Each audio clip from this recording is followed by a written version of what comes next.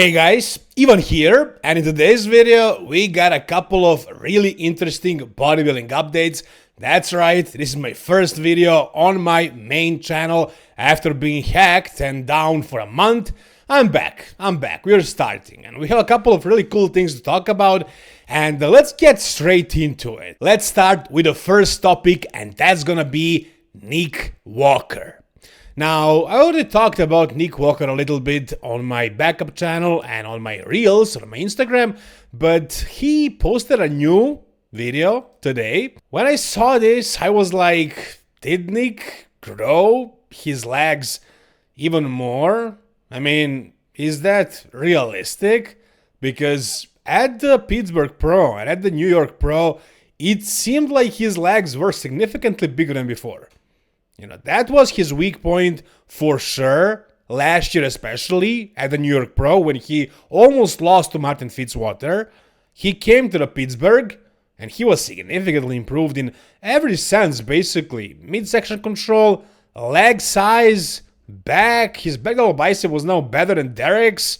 He was significantly better in every aspect, but his legs were definitely a lot bigger, especially quads. Even though that may not be his biggest issue, his waist is definitely his biggest issue.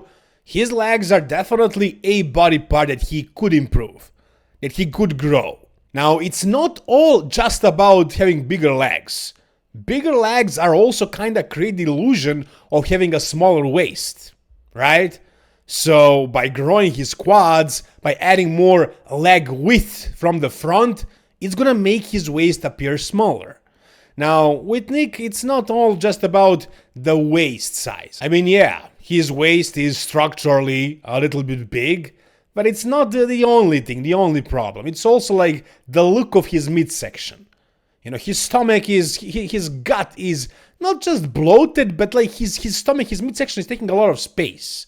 And that can be changed by controlling it better, by learning how to do a vacuum. I mean, I know that probably sounds impossible for somebody like Nick Walker, but it happened before. Like Rolly Winkler, for example, like back in the day, he had a huge gut, huge stomach issue. And then he just came back with a super deep vacuum. What he did apparently was wearing that waist trainer, and I'm sure he practiced doing that vacuum a lot. Now, I don't know if Nick is practicing his vacuums every day, every morning, every night, after every workout. I don't know if he's doing that, and he's just not able to do it. But I doubt that. I don't think he's doing that. I don't think he cares that much. I believe when he's practicing posing, he's learning how he's trying to control his midsection to keep it tight, but I don't think he's learning how to do a vacuum.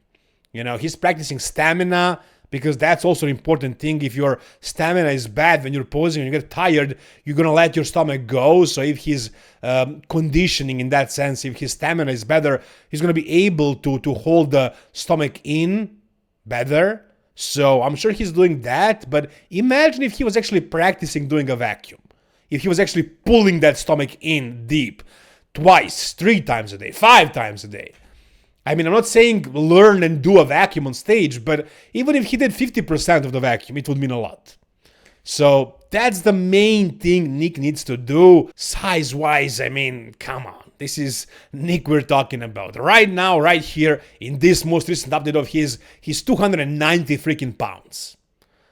Guys, 290 at a height of 5'7". That's insane. That's ludicrous. That's absolutely stupid. I mean, I don't know what to say. Like, that's too big, possibly. I mean, we'll see how will this look on stage, but it seems like he gained more muscle since the Pittsburgh and the New York. Because his condition also, as you can see, is very good for that weight, at that height as well. So, I mean, I can see Nick bringing something more impressive, something bigger to the Mr. Olympia stage. And also, I can see, like, with the bigger legs, maybe his waist is going to look smaller. But in the end, it is all about how he controls that midsection. If he controls it well, if he controls it better than at Pittsburgh, I can see him winning the Mr. Olympia. Is he going to be able to do that? I don't know, but maybe he watches this video. Nick, if you do watch this video, please try and learn how to do a vacuum. That's all you need to do, literally, to win the Mr. Olympia. And I have him winning the Mr. Olympia because I think he can do something about that. If he does that, in my book, he's winning. But that's my opinion, guys. If you think otherwise, tell me down below. Alright, so since I already started talking about the Mr. Olympia and who is going to win it, I mean, the obvious guy who is supposed to win it is the defending champion, Samson Dauda. At least back in the day, it was like, if you are a reigning champ, if you are the best in the world, somebody needs to knock you out to beat you. That was the way it was back in the day. We had those long reigns of, I don't know, Ronnie, Jay, Dorian, Arnold, Lee Haney. Like, even if the guys were a little bit better, they still wouldn't win unless the champ was knocked out. That's not the case anymore. Every year we have a new Mr. Olympia. Since Big Ramy won his second title, every year we had a different guy. And before that also, it was Brandon Curry, Sean Roden. So like after Phil Heath's reign, and that was also a long, long reign, we have guys win one year and place third or fifth the next year. So that thing about knocking out the champ in order to beat him is no longer the thing. Which doesn't mean that Samson is not going to win. It just means that he has to actually look the best in order to win. And now that Derek beat him at the Arnold Classic, Derek is officially the favorite to win the Mr. Olympia. It's not Samson. Even though Samson is the title holder, he lost the last show, and you're only as good as your last show. Therefore, I don't think Samson is the favorite.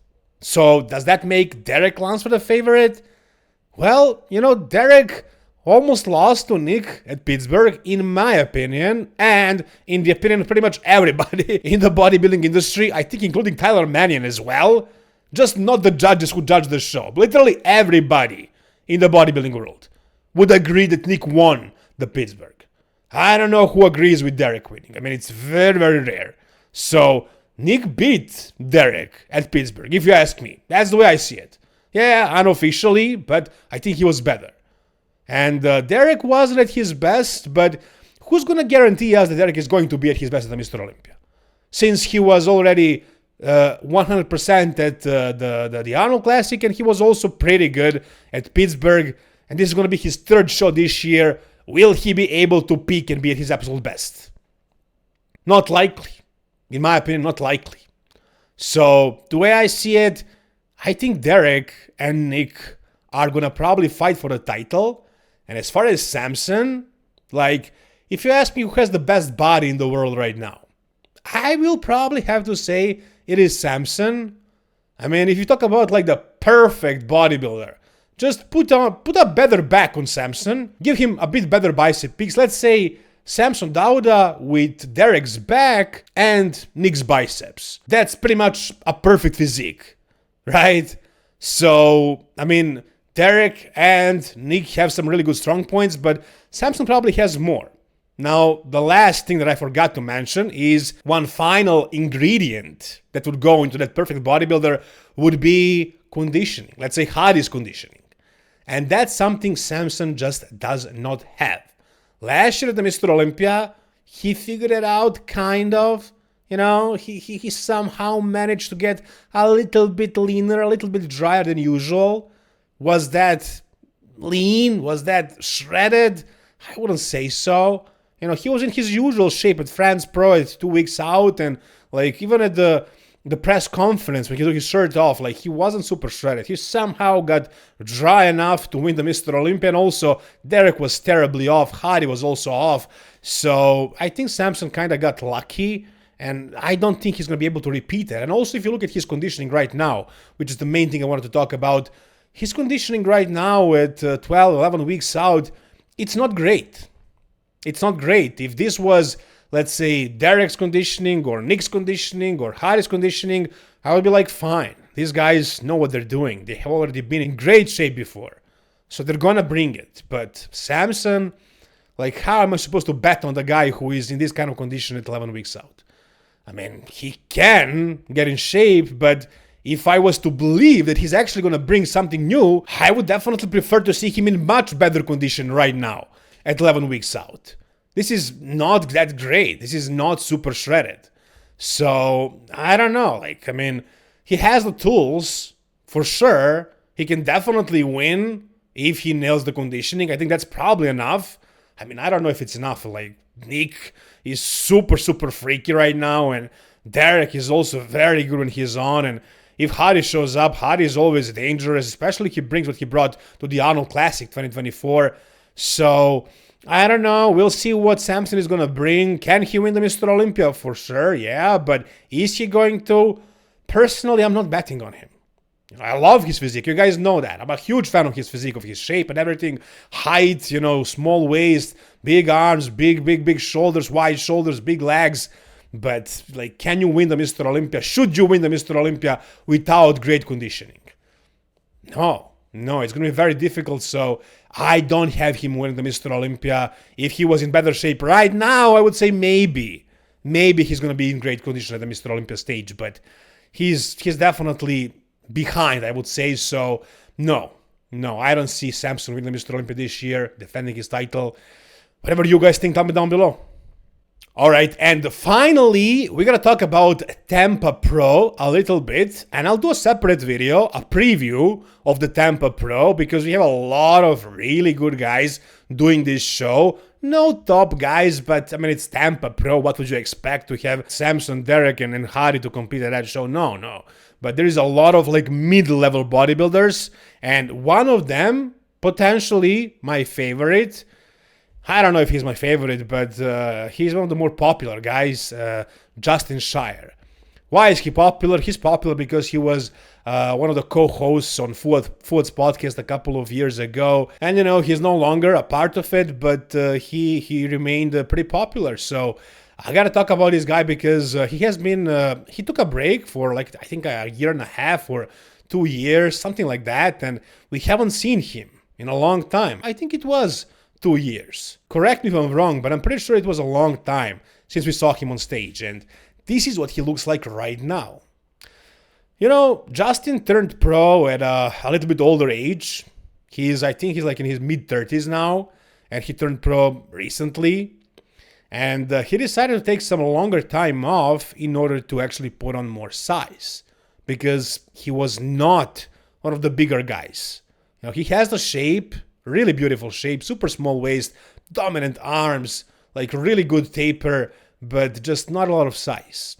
That's why he took some time off, and this is the result of the 2 years off. Does he look a lot different? Honestly, I'm not sure how much heavier he is. I think he is a little bit heavier. So I guess he did put on some size. But did he put on a lot of size? No, I would say no. I'm looking at his photos and I'm thinking he looks pretty freaking similar to before. Unfortunately. I mean, I hate to say it. I'm sure he put in a lot of work to grow as much as possible, but I don't see a huge leap in size, unfortunately. Can he win? I mean, he won a show before.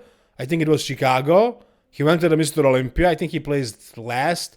So he's definitely not exactly a top-tier bodybuilder. I guess he's mid-tier if he got to the Mr. Olympia, if he won a show. So, I think he has a chance of winning, but there is a whole bunch of other guys doing this show. We're going to talk about that in a separate video. As far as Justin, maybe he looks 5 pounds bigger, maybe 10 pounds bigger, but he needed to be like 30 pounds bigger in order to be really competitive. And also, a bad thing here is that he's not showing us his back.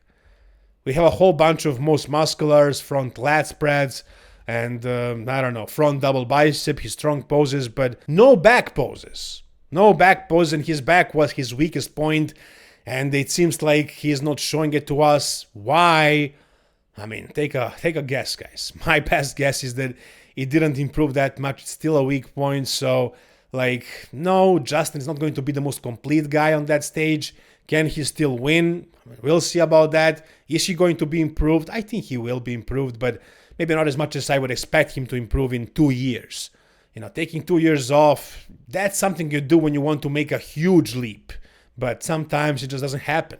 Like, maybe he did all he needed to do, but his body just doesn't want to get that big, and it just can't get that big. But yeah, I mean, he looks good right here, very aesthetic, really good taper, super small waist, crazy arms, really nice shape, but yeah, not a lot of size, I mean, I have to compare him to the others in a separate video, but right off the bat, do I see him winning Tampa?